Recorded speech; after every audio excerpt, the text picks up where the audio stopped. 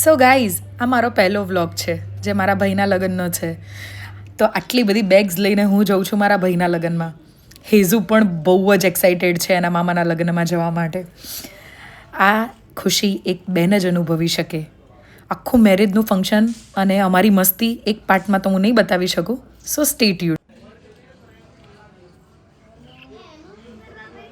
હેતુ પણ આવ્યો હતો એની શોપિંગ કરવા માટે. JJ5માં ગયા હતા. જો સ્તવન અને મૌલિક કેવી ઉડાવે છે સંકેતની.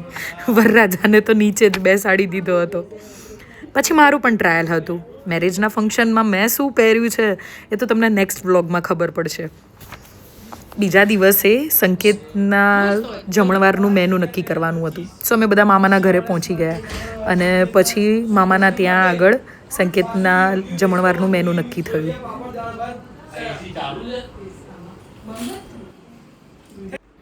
આ બધું જ નક્કી થઈ ગયા પછી સંકેતની કંકોત્રી લેખન હતું, જેની તૈયારી અને ડેકોરેશન કરવા અમે બધા કઝિન્સ રાત્રે જ ભેગા થઈ ગયા હતા.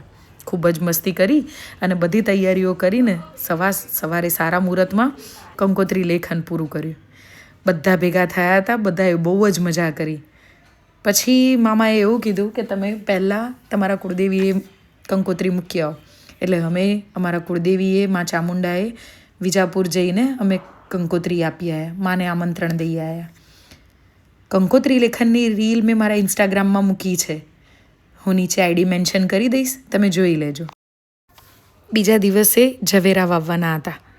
અમારા ગુજરાતીઓમાં લગ્નની વિધિની શરૂઆત ઝવેરા વાવવાથી થાય છે. ઝવેરા એ જીવન, વિકાસ, સમૃદ્ધિ અને નવી શરૂઆતનું પ્રતીક છે. ઝવેરા કેવા ઉગે છે તેના પરથી ભવિષ્યના સંકેતો માનવામાં આવે છે. ઝવેરા વાવવાથી ઘરમાંથી નકારાત્મકતા, કલેશ દૂર થાય છે અને સકારાત્મક ઉર્જાનો ઉદ્ભવ થાય છે. કોને કોને આ રસમ હોય છે જરા મને કમેન્ટમાં જણાવજો. આ બધી રસમો કરીને મસ્ત ફોટા પડાયા. ખૂબ જ મજા આવી. અમે બધાએ બહુ જ મસ્ત કપડાં પહેર્યા હતા અને અમારા હેતુ જોડે પણ ફોટો પડાયો ઝવેરા લઈને. બીજા દિવસે હતી મહેંદીની રસમ. અમારી મહેંદી તો જુઓ, મારી ભાભીનું નામ કૃતિ છે તો અમે એમનું પણ હેશટેગ વિચાર્યું. સંકેત પ્લસ કૃતિ એટલે સંસ્કૃતિ. બધાએ હાથમાં મહેંદીથી સંસ્કૃતિ વેડિંગ લખાવ્યું.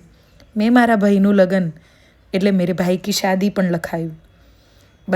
મહેંદી મૂકી એટલે અમારે લેડીઝને તો મોજ, કંઈ જ કામ નહીં કરવાનું.